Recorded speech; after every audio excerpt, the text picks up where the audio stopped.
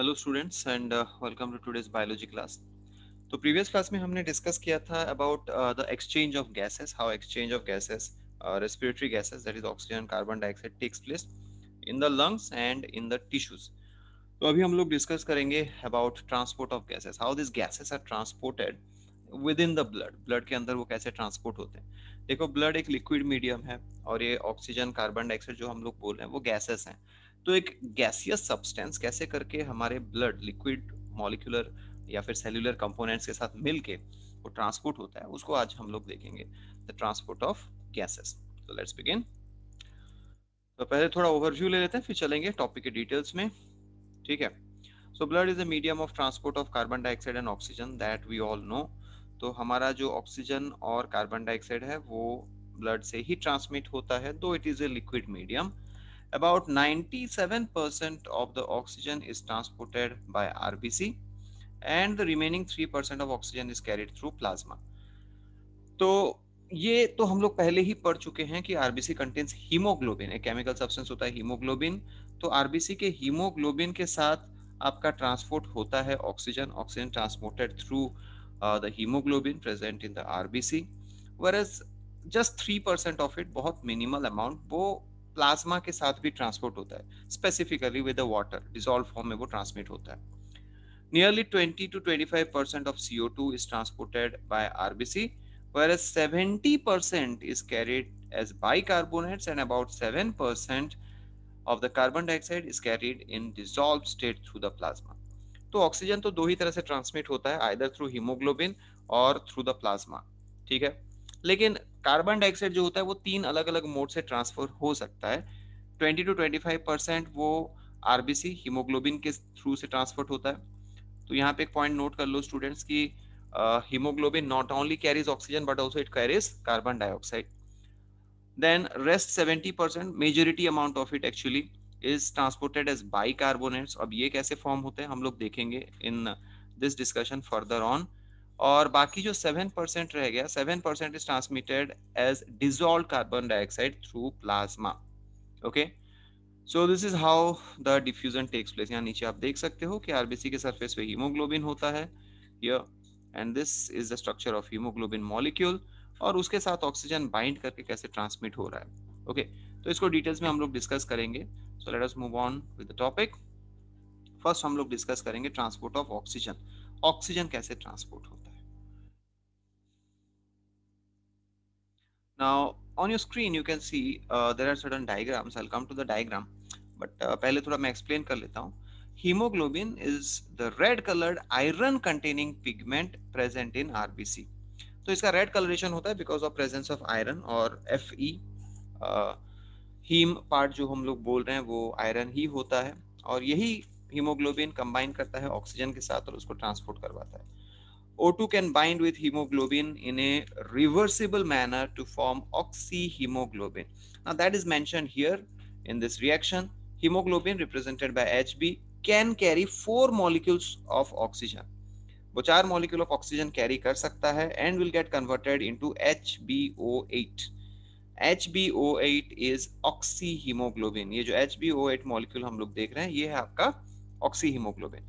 Now remember students, this is a reversible reaction. One molecule of hemoglobin combines with 4 molecule of oxygen to form one molecule of oxyhemoglobin. ठीक है। Binding of oxygen with hemoglobin is primarily related to the partial pressure of O2. Now this also we have discussed. Partial pressure ही वो factor होता है जो transport of gases के लिए responsible होता है।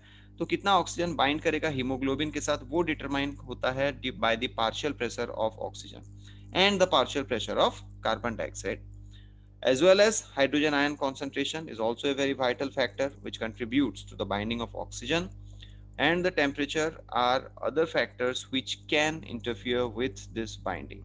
तो यहाँ पे टेम्परेचर भी होता है क्योंकि हीमोग्लोबिन एक प्रोटीन मॉलिक्यूल है, सो इसका binding capacity with temperature fluctuate करता है। And partial pressure of carbon dioxide also plays a very vital role in the binding capacity of oxygen with hemoglobin, because it will reduce the hemoglobin binding with the oxygen, as carbon dioxide has a more affinity to hemoglobin than oxygen.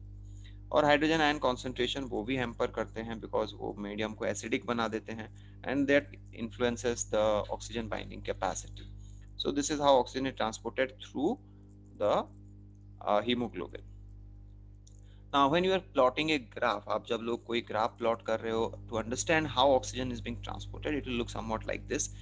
तो मैं आपको explain कर देता हूँ how this looks like. A sigmoid curve is obtained when percentage of saturation of hemoglobin with O2 is plotted against PO2 and the curve is called oxygen dissociation curve.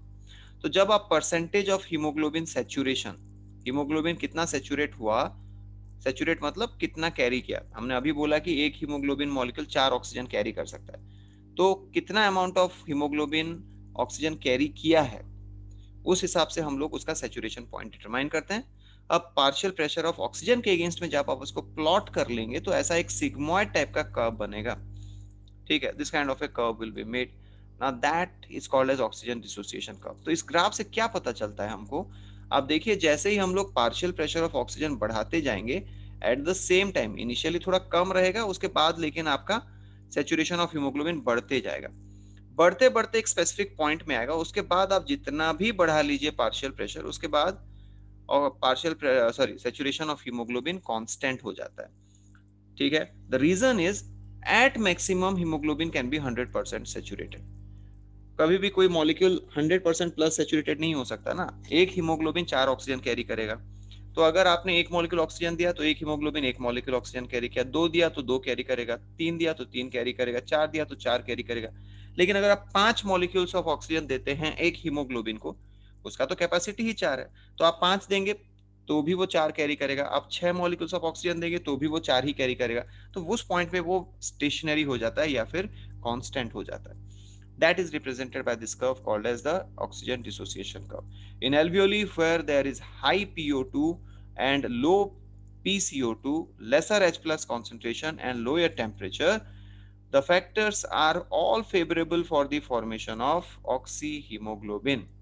And where there is low PO2, high PCO2 and high H plus ion concentration with higher temperature, this is very much unfavorable condition for the formation of oxyhemoglobin. Instead, it is the dissociation factor for the oxygen to form oxyhemoglobin.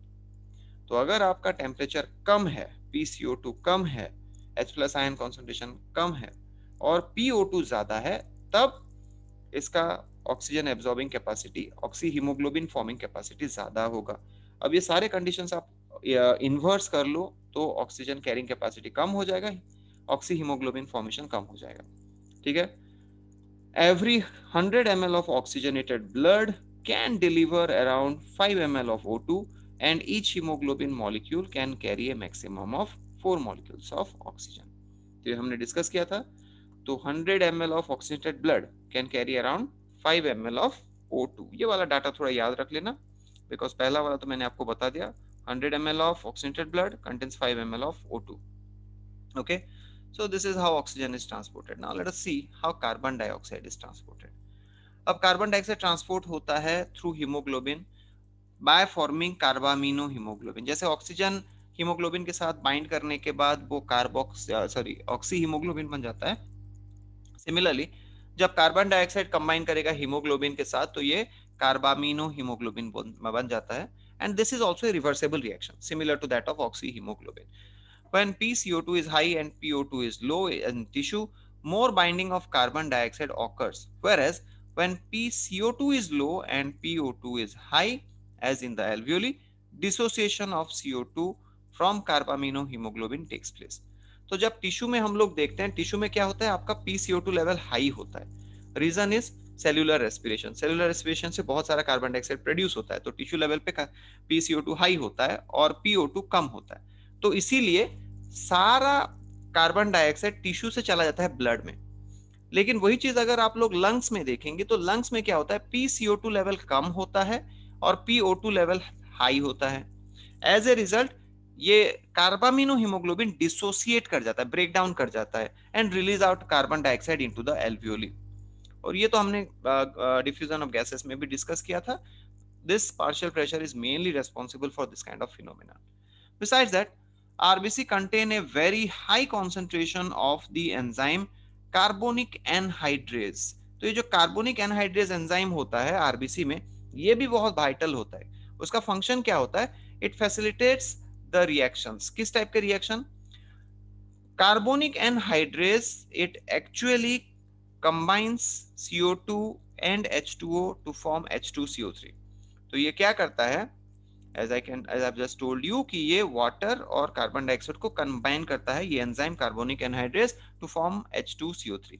अब ये H2CO3 blood में, उसके plasma में dissociate करके HCO3 minus और H plus बन जाता है। So this HCO3 minus has actually come from H2CO3, which was formed by the binding of CO2 and H2O in the presence of enzyme carbonic anhydrase. Now this HCO3 minus, it will react with potassium, with calcium, with sodium to form their respective bicarbonates. Potassium bicarbonate, sodium bicarbonate, वो उस type के molecules form कर जाता है। So the CO2 tapped as bicarbonates at the tissue level and then transported to the alveoli and is released out of as carbon dioxide। ठीक है? तो ये जो HCO3 होता है, ये सोडियम पोटेशियम के साथ रिएक्ट करके सोडियम बाइकार्बोनेट पोटेशियम बाइकार्बोनेट बनाता है और उसी तरह से ये ट्रांसपोर्ट होता है। तो देखो, पहले हमने कार्बन डाइऑक्साइड देखा, कार्बामिनो हीमोग्लोबिन फॉर्म में ट्रांसफर हुआ। अभी हमने देखा ये बाइकार्बोनेट फॉर्म में जा रहा है और सम अमाउंट ऑफ इट वो डिसॉल्व्ड CO2 के हिसाब से भी चला जाता है। ठीक है? Every 100 ml of deoxygenated blood delivers approximately 4 ml of CO2 to the alveoli। तो हमने ऑक्सीजन में देखा था every 100 ml it delivers 5 ml of O2, लेकिन जब CO2 का बात आता है तो every 100 ml of deoxygenated blood will have 4 ml of CO2 concentration। ठीक है? Now this is how the reaction is carried out. तो यहाँ पे आप लोग देख सकते हो students, CO2 reacts with H2O of the blood present in the plasma in the presence of carbonic anhydrase enzyme to give H2CO3, that is the carbonic acid। अब ये कार्बोनिक एसिड डिसोसिएट कर जाएगा HCO3 माइनस और H plus में। तो ये जो HCO3 minus है, ये सोडियम पोटेशियम के साथ रिएक्ट करके सोडियम पोटेशियम बाइकार्बोनेट बन जाता है। And this are reversible reactions. मतलब जब लंग्स में ये आपका बाइकार्बोनेट पहुंचेगा, ये फिर से कंबाइन करके H2CO3 बन जाएगा। अब H2CO3 फिर से डिसोसिएट करके CO2 H2O बन जाएगा। CO2 will get into the lungs and the water will again mix into the plasma, blood plasma. तो ये रिवर्सिबल रिएक्शन होता है। ठीक है? Now carboxy haemoglobin can also be produced. ये एक पॉइंट याद रखो स्टूडेंट, कार्बन डाइऑक्साइड तो कंबाइन हो जाता है हीमोग्लोबिन के साथ, लेकिन कार्बन मोनोऑक्साइड भी कंबाइन हो सकता है। Carbon monoxide can also bind to haemoglobin, that forms carboxyhemoglobin। Hemoglobin that has carbon monoxide instead of normal oxygen bound to it is called as carboxyhemoglobin। Now carbon monoxide has a much stronger affinity or binding capacity to hemoglobin than oxygen or CO2। As a result, carboxyhemoglobin is formed। Carboxyhemoglobin is formed in carbon dioxide poisoning and leads to oxygen deficiency in the blood।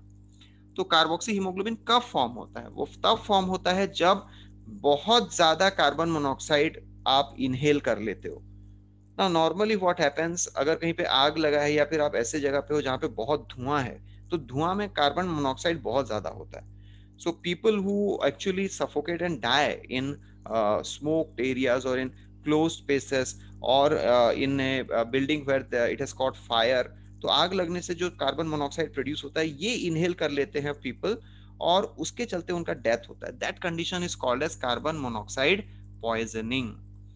तो carbon monoxide poisoning होने से body में oxygen deficiency हो जाएगा and that will kill the individual. ठीक है? So this is how carbon monoxide poisoning takes place. if there is higher concentration of carbon dioxide in the inhaled air, it has a higher affinity for hemoglobin, it will bind with hemoglobin, will not allow oxygen to bind with hemoglobin, there will be deficiency of oxygen in the blood and in the tissues and slowly the individual will die। तो उसका reaction हमने नीचे यहाँ पे represent कर लिया है। So this are the erythrocytes. तो कार्बन मोनोऑक्साइड है, तो हीमोग्लोबिन जो एरिथ्रोसाइट में होता है, so haemoglobin combines with carbon monoxide to form HbCO which is carboxy hemoglobin, but generally it is an unstable molecule, वो फिर से रिवर्ट बैक भी कर जाता है। So students, this is about how the transport of gases takes place. Two different gases, that is your oxygen and carbon dioxide. So in the next class we'll discuss how this is regulated. The regulation of breathing we will discuss in the next class.